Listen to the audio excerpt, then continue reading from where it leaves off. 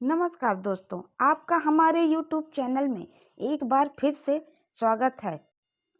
भगवान भोलेनाथ ने बताया कि भाइयों का बंटवारा शादी के बाद ही क्यों होता है। एक बार की बात है, भोलेनाथ और माता पार्वती दोनों कैलाश पर बैठे हुए थे। माता पार्वती कहने लगी, हे स्वामी, आज मेरे मन में दो प्रश्न हैं। जो आप उनका उत्तर देते तो मुझे संतुष्टि मिलती। भगवान भोलेनाथ कहते हैं, हे प्रिय, तुम अपने दोनों प्रश्न बताओ। मैं तुम्हारे दोनों प्रश्नों के उत्तर देकर तुम्हें संतुष्ट करने का पूरा प्रयास करूंगा। तब माता पार्वती कहती हैं, स्वामी, मेरा पहला प्रश्न है कि शादी के बाद ही भाइयों के बीच में बंटवारा क्यों होता है, और मेरा दूसरा प्रश्न है कि शादी के बाद भाई को बहन क्यों बुरी लगने लगती है। तब भगवान भोलेनाथ कहते हैं, हे प्रिय, तुम्हारे दोनों ही प्रश्न बहुत महत्वपूर्ण हैं। मैं तुम्हें दोनों प्रश्नों के उत्तर एक छोटी सी कहानी के माध्यम से दूंगा।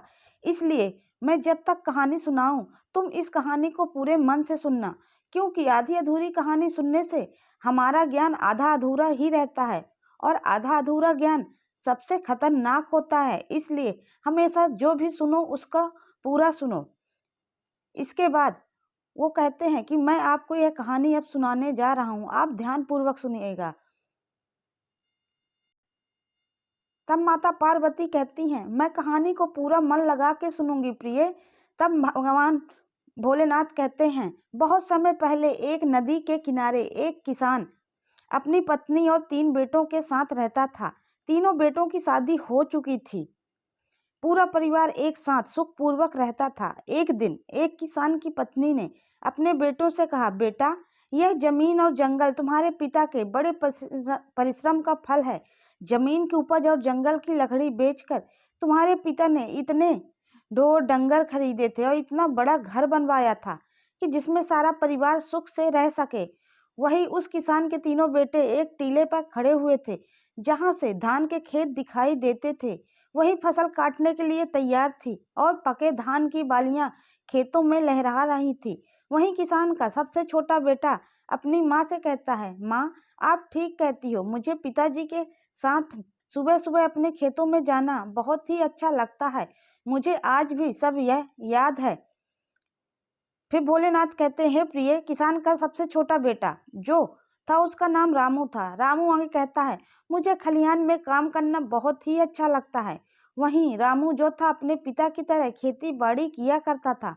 उसे कड़ी मेहनत करनी पड़ती थी, मजदूरों को संभालना, उपज को इकट्ठा करना, उसके लिए सही खरीदार ढूंढना, यह सारे कार्य उस किसान के सबसे छोटे बेटे यानी रामू को करने पड़ते थे।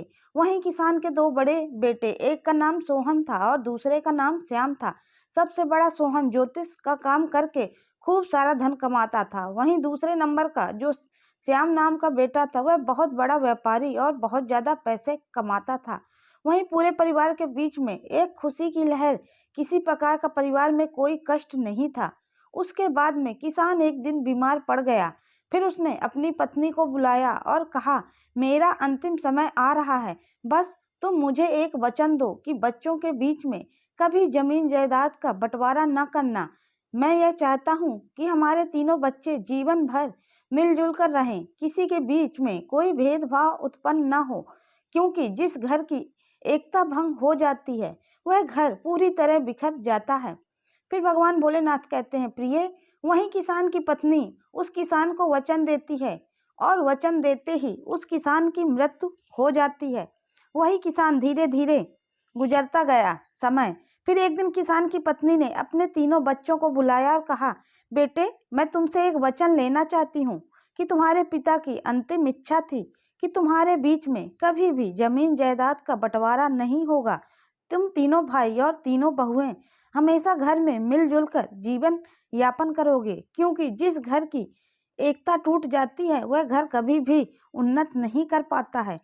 वहीं किसान की पत्नी की बात को सुनकर तीनों बेटे कहने लगे, हाँ माँ, आप जैसा चाहती हो, पिताजी की जैसी इच्छा थी, हम उनकी इच्छा के विरुद्ध कभी नहीं जाएंगे। और तीनों भाई हमेशा प्रेम से रहने लगे। फिर बेटों की बात को सुन करके माँ को बहुत ही खुशी हुई। वहीं जो सबसे बड़ा बेटा, जिसका नाम सोहन था, वह ज्योतिषी में बहुत ज़्यादा निपुण था, इसलिए आसपास के लोग उस सोहन से कई मामलों में राय लेने आते थे, तो सोहन का गुजारा बढ़िया तरीके से हो जाता था।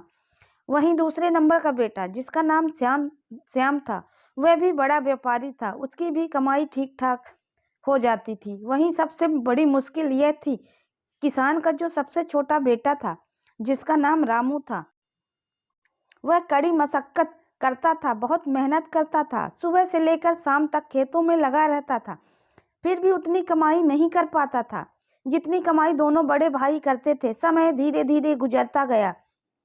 वहीं किसान के दो बेटे जो ठीक ठाक कमाई करते थे, वह अपने पिता को दिया हुआ वचन भूल जाते हैं और पत्नियों के साथ में ऐशो आराम का जीवन व्यतीत करने लगते हैं। वहीं जब किसान के दो बड़े बेटों की बहुएं ऐशो आराम का जीती हैं और जो सबसे छोटा बेटा रामू था, उसकी पत्नी घर पर ही कमाई करती रहती थी, उसे घूमने के लिए नहीं मिलता था, उसे शौक करने के लिए नहीं मिलता था। जब वह अपने बड़े जेठ और जेठानी को देखती तो उसका हृदय दुखी होता कि हम तो पिता के वचनों का पालन आज भी कर रहे हैं, लेकिन हमारे बड़े दोनों जेठ और जेठानी ऐशो आराम का जीवन जी रहे हैं। भगवान भोलेनाथ कहते हैं, हे प्रिय, वहीं किसान का सबसे छोटा बेटा जो रामू था, एक दिन उसकी पत्नी जब बहुत ज्यादा दुखी हो गई और जब शाम को रामू घर वापस आया तो उसने से कहने लगी, मेरे भाई के यहाँ से चिट्ठी आई है, उसने हमें अपने घर पर बुलाया है, हमारे आपके लिए न्योता भेजा है। कुछ दिनों पहले ही हमारे भाई ने अपना घर बनवाया था, उसमें गृह प्रवेश होना है। वह यह चाहता है कि हम दोनों कुछ दिन के लिए उनके पास रहें। वहीं अपनी पत्नी की बात को सुन के किसान का छोटा लड़का कहने लगा, देखो, खेती में बहुत काम रहता है, मेरे पास में इतना समय नहीं है कि मैं तुम्हारे मायके जा सकूं। यदि मैं तुम्हारे साथ मायके चला जाऊंगा तो खेती का काम खराब हो जाएगा। पत्नी किसान की यह बात सुनकर तमतमा कर कहने लगी, ठीक है, हम जीवन भर इसी घर में पड़े रहेंगे, हमारे मन की कोई इच्छा नहीं है। वहीं पत्नी को गुस्से में देखकर किसान का छोटा लड़का कहने लगा, मैं ऐसा करता हूँ कि तुम्हारे जाने का इंतजाम कर देता हूँ, पर मैं नहीं जा पाऊंगा। उसकी पत्नी कहने लगी, यदि हम जाएंगे तो दोनों साथ, वरना कोई नहीं जाएगा। वहीं पत्नी की बात को सुन करके फिर रामू कहने लगा, ठीक है, जैसी तुम्हारी मर्जी, जाना है तो जाओ, नहीं जाना तो मत जाओ। फिर भोलेनाथ कहते हैं कि किसान की सबसे छोटे बेटे की बहू अपने दोनों बड़े जेठ और जेठानी का नजारा देख करके पहले से ही छिड़ी हुई थी कि महीना भर आराम करते हैं, ऐसो आराम का जीवन वह सभी बिताते हैं। और फिर ऐसा सोच करके वह रामू से कहने लगी, क्या हमने घर का सभी काम करने का ठेका ले लिया है? घर में और खेती का काम हम दोनों मिलकर करते हैं और आपके दोनों बड़े भाई आपकी भाभीियों के साथ में मौज मस्ती का जीवन जी रहे हैं। क्या आपने कभी सोचा है कि मेरा भी मन करता है हम भी शौक शान का जीवन जिए, जब उनको अपना अपना ही करना है, हम दोनों की कोई फिक्र ही नहीं है। वह तो दोनों बाहर रह करके मौज मस्ती का जीवन जी रहे हैं और हम दोनों को घर का और खेती का सारा कार्य करना पड़ता है। वो तो अपनी पत्नियों के साथ में चारों ओर घूमने फिरने जाते हैं और मैं हमेशा इस घर में ही पड़ी रहती हूँ। आप बताओ, क्या यह उचित न्याय है?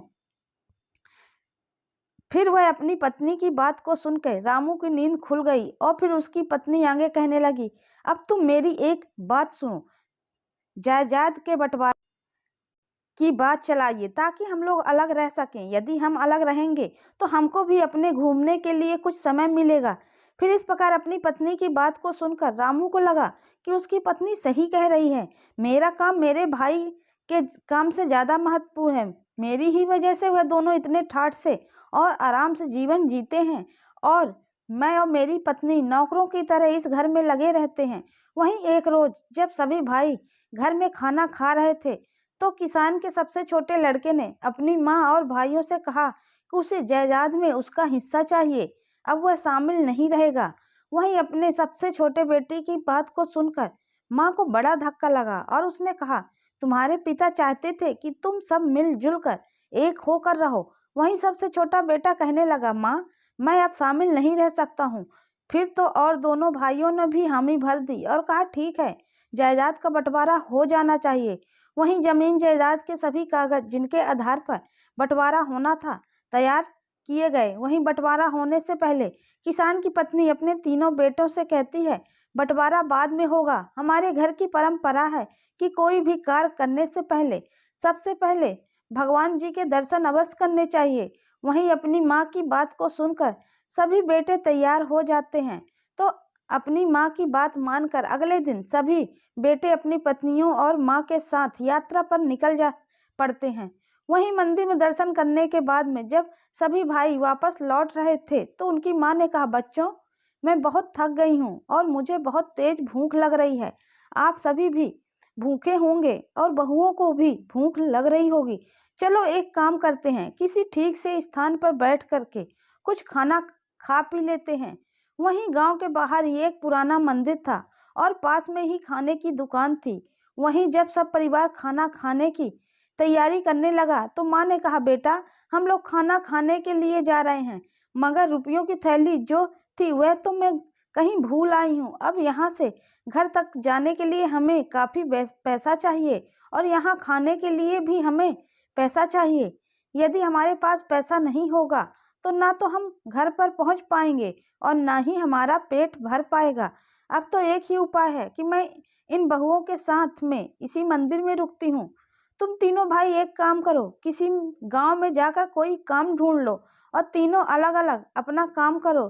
तुम जो भी कुछ कमा कर लाओगे उन्हीं पैसों से हम कुछ खा पाएंगे और यहाँ से घर पहुँच पाएंगे। वहीं तीनों बेटों ने अपनी माँ की राय मान ली और तीनों भाई अलग अलग दिशाओं में पैसा कमाने के लिए निकल पड़े। चलते चलते किसान का छोटा बेटा जो रामू था वह कुछ आगे पहुंचा तो एक ऐसे स्थान पर पहुंच गया जहां पर किसी गंभीर विषय की बात आपस में चल रही थी। कुछ लोग कह रहे थे। रामू ने पूछा, आप लोग कैसे उदास हैं और क्या बात कर रहे हैं? क्या मैं आपकी कुछ मदद कर सकता हूँ? वहीं रास्ते में वह खड़े लोग कहने लगे कि जमीन के इस हिस्से में सदा पानी जमा रहता है और हम इसमें कुछ भी नहीं उगा पाते हैं, फिर भी हम राजा को इसका लगान देना पड़ता है। अब हम क्या करें, हमें कुछ समझ में नहीं आता है। वहीं उन लोगों की बात को सुन करके किसान का सबसे छोटा बेटा जो रामू था वह कहने लगा, अगर मैं आपको धान उगाने की तरकीब बताऊं तो मुझे क्या इनाम मिलेगा? वहीं वह राहगीर कहने लगे, यदि तुम हमें इस जगह पर धान उगाने की तरकीब बताओगे तो हम तुम्हें चांदी की 200 मुद्राएं भेंट करेंगे। वहीं रामू जो था वह बहुत ही निपुण किसान था और फिर वह लोगों से कहना लगा कि गोबर और मिट्टी को मिला करके उसके गोले बना लो, उन्हें गीला और नरम रखो, फिर हर गोले के बीज में डाल दो बीज, उन्हें सूखने दो। गांव वाले बहुत ध्यान से रामू की बात सुन रहे थे। फिर उन्होंने पूछा कि इन गोलों को क्या करें? तब तो रामू कहने लगा कि उन गोलों को इस जमीन में डाल दो, गोले जमीन में धंस जाएंगे और बीज भी फूट जाएंगे। वहीं जब गांव वालों ने रामू के द्वारा बताए गए उपाय का पालन किया तो उस बंजर जमीन में बीज अंकुरित हो गए। वहीं गांव वालों ने किसान के छोटे लड़के को धन्यवाद दिया और प्रसन्नता पूर्वक उसे 200 मुद्राएं भेंट की, जिन्हें लेकर वह रामू अपनी माँ के पास उसी मंदिर में लौट आया। इधर चलते चलते किसान का जो दूसरे नंबर का बेटा श्याम था वह भी घूमते घामते ऐसे स्थान पर पहुंच गया जहां पर उसने पेड़ के नीचे बैठे हुए एक व्यक्ति को देखा जो काफी दुखी लग रहा था। श्याम ने पूछा, आपको किस बात की चिंता है? आप उदास दिखते हैं, क्या मैं तुम्हारे किसी काम आ सकता हूँ? तो वह राहगीर कहने लगा, हम 4 भाई हैं। मृत्यु से पहले हमारे पिता ने अपनी सारी संपत्ति हम चारों में बांट दी थी, लेकिन एक काली बिल्ली थी जिसे बांटना बहुत मुश्किल था। फिर हम सब ने फैसला किया कि बिल्ली हम सबके साथ ही रहेगी। वहीं चारों भाइयों ने उस बिल्ली की एक टांग को बांट लिया। वहीं एक दिन वह बिल्ली जो थी छत से नीचे गिर गई और उसकी वही टांग टूट गई जो मेरे हिस्से में आई थी। वही मैंने उस बिल्ली की उस जख्मी टांग पर तेल लगा के उस पर पट्टी बांध दी। बिल्ली को आँच अच्छी लगती थी, इसलिए वह चूल्हे के पास जाकर और सो गई। वही वह बिल्ली जैसे ही सो गई वैसे ही चूल्हे से एक चिंगारी निकल के उस तेल लगे हुए कपड़े के ऊपर गिर गई और उसने आग पकड़ ली। वह बिल्ली वहां से भागी तो आसपास के घरों में आग लग गई और सब कुछ जलकर राख हो गया। पड़ोसियों ने सारा दोष मेरे सर पर मढ़ दिया। बिल्ली की जिस टांग से आग लगी वह टांग मेरे हिस्से में थी।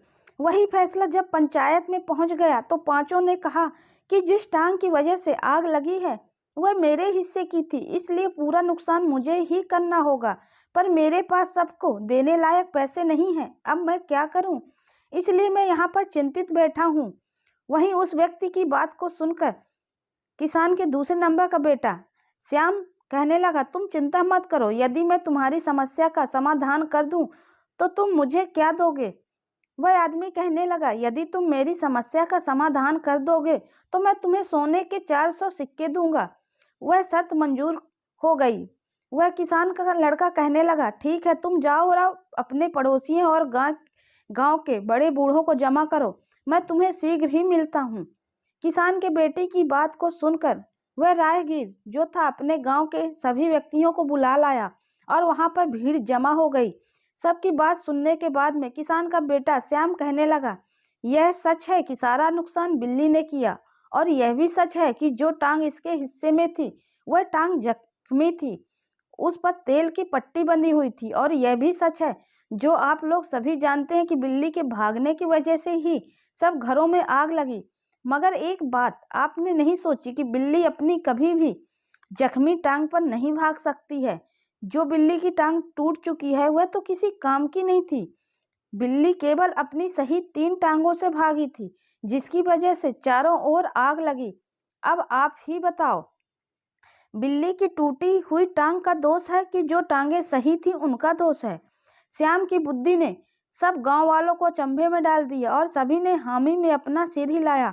वहीं फैसला हुआ कि 3 टांगे जो सही थी उनके मालिक ही हर्जाना भरेंगे। फिर जो जख्मी टांग का मालिक बहुत ही खुश हुआ और वादे के मुताबिक उसने श्याम को 400 मुद्राएं भेंट की। वहीं किसान का दूसरा बेटा भी 400 सोने के चांदी के सिक्के लेकर अपनी माँ के पास मंदिर में लौट आया। वहीं किसान का अब सबसे बड़ा बेटा जिसका नाम सोहन था वह भी कमाई करने के लिए गया था, मगर वह चलते चलते एक ऐसे घर में जा पहुंचा जहां से रोने की आवाज आ रही थी। वह घर बहुत बड़ा था, उसके बाहर एक पहरेदार भी खड़ा था। वहीं किसान का बेटा सोचने लगा कि ऐसे आलीशान घर में रहने वाला कोई व्यक्ति रो क्यों रहा है, आखिरकार इसकी समस्या क्या है? जब किसान का बेटा आगे बढ़ता है तो पहरेदार पूछता है कि महोदय एक बात बताओ, इस घर से रोने की आवाज क्यों आ रही है? फिर उस किसान के बेटे की बात को सुनकर पहरेदार कहने लगा, आप अंदर चलिए, आप स्वयं ही पूछ लीजिए। किसान का बेटा जब अंदर गया तो कहने लगा, आप लोगों को क्या कष्ट है, आप क्यों रो रहे हैं? आप मुझे बताओ, क्या मैं आपकी कोई मदद कर सकता हूँ? फिर भगवान भोलेनाथ कहते हैं, हे प्रिय। वह रोने वाला व्यक्ति किसान के बड़े बेटे से कहने लगा, अरे भाई, राजा लोग भी अजीब सनकी होते हैं। हमारे राजा ने मुझे एक हाथी का वजन पता करने के लिए कहा है। अगर मैं ऐसा नहीं कर सका तो राजा मेरा सिर धड़ से अलग करवा देगा। इतना कहकर फिर वह मंत्री जो था एकदम से रोने लगा। वहीं उस मंत्री की बात को सुनकर किसान का बड़ा बेटा सोहन कहने लगा, तुम चिंता मत करो, यदि मैं तुम्हें हाथी का वजन पता लगाने में आपकी सहायता करूं तो क्या मेरा पुरस्कार होगा? मंत्री कहने लगा, यदि तुम मुझे इस हाथी का वजन पता करवा दो तो मैं तुम्हें 1000 सोने की मुद्राएं दूंगा। फिर तो शर्त मंजूर होने के बाद किसान के बड़े लड़के ने उस मंत्री से कहा कि मुझे हाथी के पास ले चलो। और फिर जब वह हाथी के पास पहुंच गया तो उस मंत्री से कहने लगा कि इस हाथी को एक नदी के पास ले चलो जहां पर काफी नौकाएं हों। किसान के लड़के के मुताबिक जब वह मंत्री हाथी को नदी के किनारे ले गया तो किसान के लड़के ने नाव वाले से कहा कि इस हाथी को नाव में खड़ा करें। वहीं नाव वाले ने जैसे ही हाथी को नाव में खड़ा किया तो नाव पानी में धंसने लगी, और जब धंसना रुक गई तो किसान का लड़का कहने लगा, जहां पर नाव रुकी है वहां पर निशान लगाओ और फिर इस हाथी को इस नाव से उतार लो। वही किसान के लड़के की बात सुन करके नाव जहां पर रुकी थी वहां पर निशान लगा दिया गया और उस हाथी को नौका से बाहर निकाल लिया गया। वहीं पुनः किसान का लड़का कहने लगा, अब इस नाव में इतने पत्थर भरो कि जब तक यह नौका उसी निशान तक न पहुंच जाए। फिर किसान के लड़के की बात को सुनकर सभी ने बड़े बड़े पत्थर उस नाव में भर दिए और जब नाव उस निशान पर पहुंच गई जहां पर हाथी के वजन से पहले रुकी थी, तो फिर किसान के लड़के ने कहा, अब पत्थर डालना बंद करो और इस नाव में से पत्थर बाहर निकाल लो और इन पत्थरों का वजन करो। इन पत्थरों का जो वजन होगा उतना ही हाथी का होगा। इस प्रकार अपने हाथी का वजन जान करके मंत्री जो था बहुत खुश हुआ और शर्त के मुताबिक उसने उस किसान के बड़े बेटे सोहन को 1000 स्वर्ण मुद्राएं भेंट की। वहीं सोहन उन मुद्राओं को लेकर अपनी माँ के पास उसी मंदिर लौट आया। इस प्रकार सभी भाई जब धन जमा करके मंदिर लौट आए तो सभी ने बड़े ही प्रेम से खाना खाया और दुकान वाले का इतना पैसा बना कि तीनों भाइयों ने जो पैसा कमाया था वह सारा उस खाने में चला गया। केवल उनके पास उतना ही पैसा बचा जिससे वह खर्च करके अपने घर वापस आ सके। वहीं जब किसान की पत्नी अपने बच्चों और बहुओं के साथ घर वापस आई तो उसने रुपयों वाली थैली एकदम से निकाल करके अपने बेटों के सामने रख दी और कहा, मैंने जानबूझ करके इस थैली को छुपा लिया था ताकि मैं तुम्हें समझा सकूं कि एकता में कितनी शक्ति होती है, क्योंकि तुम तीनों भाइयों ने मिलकर जो भी धन कमाया था उस धन को इकट्ठा करके ही हम लोगों को खाना मिला और बचे हुए पैसों से हम अपने घर आ सके। यदि तीनों भाई मिलकर एक जगह कमाई एकत्रित नहीं करते तो आज हम न पेट भर खाना खा पाते और न ही वापस घर आ पाते। इसलिए हमेशा ध्यान रखना, जब तक झाड़ू बंधी है तब तक उससे सफाई हो सकती है। जब उसकी सीख बिखर जाती है तो फिर झाड़ू किसी काम की नहीं रहती। इस प्रकार जब तक तुम तीनों के अंदर एकता का भाव रहेगा, जब तक इस घर की उन्नति होती रहेगी और जिस दिन बंटवारा हो गया उस दिन इस घर की उन्नति रुक जाएगी। इसलिए तुम्हारे पिताजी ने मरने से पहले मुझसे वचन लिया था कि मैं तीनों बच्चों के अंदर कभी बंटवारा न होने दूं। फिर भोलेनाथ कहते हैं, हे प्रिय, इस प्रकार किसान की पत्नी की बातों को सुनकर किसान के तीनों बेटों को एक दूसरे के गले लग गए और भविष्य में कभी भी अलग न होने का संकल्प लिया और यह वचन लिया कि तीनों बहुएं एक साथ रहेंगी, एक ही हिसाब से रहेंगी। तीनों भाई जो कमाएंगे उनको एक जगह एकत्रित करेंगे और फिर एक साथ बैठकर निर्णय करेंगे कि हमें क्या काम करना चाहिए। किसी के साथ में कोई भेदभाव नहीं किया जाएगा। फिर भगवान विष्णु कहते हैं, हे प्रिय, तुम्हारा पहला प्रश्न था कि शादी के बाद ही भाइयों के बीच बंटवारा क्यों होता है। तो समझ लो, अक्सर लोग कहते हैं कि घर में बंटवारा बहुओं की वजह से होता है, तो ऐसा नहीं है। बंटवारे की नौबत इसलिए आती है कि जब दो भाई ज्यादा कमाते हैं और एक भाई कम कमाता है तो ज्यादा कमाने वाले भाई अपनी पत्नी के साथ में ऐशो आराम का जीवन जीना शुरू कर देते हैं और जो भाई कम कमाता है उसकी अहमियत नजरों में कम कर देते हैं। वहीं जब कमाने वाले भाई की पत्नी यह सब अपनी आंखों से देखती है कि हम दोनों दिन रात मेहनत करते हैं फिर भी हम कोई शौक शान नहीं कर पाते हैं, जबकि घर की जिम्मेदारी हम निभाते हैं, सबका मान सम्मान करते हैं, फिर भी हमारे जेठ हमसे राजसी ठाट बाट में हुक्म चलाते हैं और कभी घर के काम में हाथ भी नहीं बटाते हैं। बस यही बात एक स्त्री को बुरी लगती है और फिर वह अपने पति से कहती है, जब हमें मेहनत मजदूरी करके ही रहना है तो साझे में क्यों रहें। जो हमारे जेठ अपनी स्त्री के साथ में मौज से रह रहे हैं और हम दिन रात मेहनत कर रहे हैं, इससे अच्छा तो हम अलग होकर रहें। कम से कम जो कमाएंगे वह हमारा होगा और हम भी अपनी मर्जी से शौक शान कर सकेंगे। फिर भोलेनाथ कहते हैं, बस इसी वजह से भाइयों के बीच में दरार पड़ना शुरू हो जाती है और बंटवारा होकर ही रहता है। वहीं भाइयों के बंटवारे को रोकने में माँ का बड़ा हाथ होता है। यदि माँ बाप इस बुद्धिमान माँ की तरह अपने बच्चों में संस्कार डालें कि चाहे कोई कम कमाए या ज्यादा कमाए, सभी भाई अपनी अपनी कमाई एक जगह एकत्रित करें, फिर जो भी करना है सभी भाई बैठकर एक निर्णय लें और फिर काम करें। साथ ही सभी बहुओं को एक बराबर जीने की स्वतंत्रता दें। यदि घर में ऐसा होगा तो इस बुद्धिमान माँ के बच्चों की तरह घर में कभी बंटवारा नहीं। फिर भगवान भोलेनाथ कहते हैं, हे प्रिय, वहीं आपका दूसरा प्रश्न था कि शादी के बाद भाई को बहन बुरी क्यों लगती है। तो समझ लो, भाई बहन का रिश्ता दुनिया का सबसे अनोखा रिश्ता है। इस रिश्ते में तकरार है तो भरपूर प्यार भी है। जहाँ बहन हमेशा भाई का साथ देती है तो वहीं भाई भी हमेशा बहन की रक्षा करता है। दोनों को एक दूसरे की बहुत परवाह होती है। शादी के पहले तक तो भाई बहन के बीच में सब कुछ बहुत अच्छा रहता है, लेकिन शादी के बाद इस रिश्ते में कड़वाहट आ जाती है। कई बार ये मनमुटाव इतना बढ़ जाता है कि भाई या बहन जीवन भर एक दूसरे की शकल देखना भी पसंद नहीं करते हैं। तो इसलिए समझ लो 5 कारणों से हमेशा भाई बहन के रिश्ते हमेशा के लिए खराब हो जाते हैं। नंबर 1, भाभी की नाराजगी।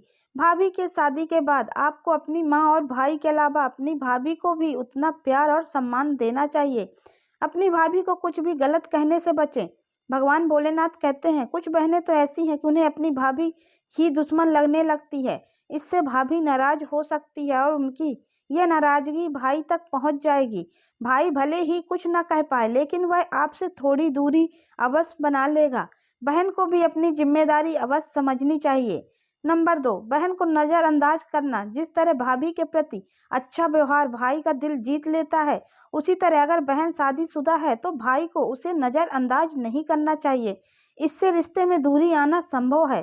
भाई का फर्ज है कि शादी के बाद भी बहन को उतना ही प्यार दे जितना पहले देता था। अगर बहन की शादी नहीं हुई तो भी उसकी बातों को समझे और उसके प्रति अपनी जिम्मेदारी निभाएं। नंबर 3, शादीशुदा जिंदगी में दखल देना। जो बहन अपने भाई की शादीशुदा जिंदगी में जरूरत से ज्यादा दखल देती है और भाई बहन के बीच में कभी नहीं बनती, भले ही भाई या बहन शादीशुदा हो या न नहीं, कभी बहन को भाई की निजी जिंदगी में दखल नहीं देना चाहिए। यदि बहन के द्वारा ऐसा किया जाता है तो समझ लो रिश्ते निश्चित ही खराब हो जाते हैं। नंबर 3, रिश्तों में औपचारिकता। कई बार बचपन से लेकर शादी तक बहन भाई एक दूसरे से बेहद अनौपचारिक रहते हैं, लड़ते झगड़ते हैं, बात बात पर एक दूसरे का मजाक बनाते हैं, साथ ही रूठते मनाते हैं। लेकिन कुछ भाई बहन शादी के बाद इस रिश्ते को केवल औपचारिक रूप से निभाते हैं। इससे भाई बहन का रिश्ता खराब हो जाता है। बेहतर है कि बीच बीच में एक दूसरे का हाल जानते रहें और बचपन की यादों को ताज़ा करते रहें। नंबर 5, ताना मारने की आदत। कई भाई बहनों का रिश्ता जीवन भर के लिए सिर्फ इसलिए खराब हो जाता है क्योंकि बहनें हमेशा भाई को हर वक्त ताने देती रहती हैं। दरअसल शादी के बाद भाई के व्यवहार में थोड़ा बदलाव तो आ ही जाता है, क्योंकि भाई का भी अपना परिवार है, उसे उस माहौल में रहना ही पड़ता है। इसलिए हर बार ताना देना कि अब भाई पहले जैसा नहीं रहा, बदल गया है। यदि बहन भाई के बारे में हमेशा ऐसा ताना मारेगी तो निश्चित ही रिश्ते में दूरी बढ़ने लगेगी और रिश्ते खराब हो जाएंगे। इसलिए कभी भी बहनों को भाई के निजी जीवन में दखल नहीं देना चाहिए, तभी भाई बहन का प्यार हमेशा बना रहता है। फिर कहानी सुनाने के बाद माता पार्वती का मन प्रफुल्लित हो गया। हे दर्शकों, आज की यह वीडियो आपको कैसी लगी?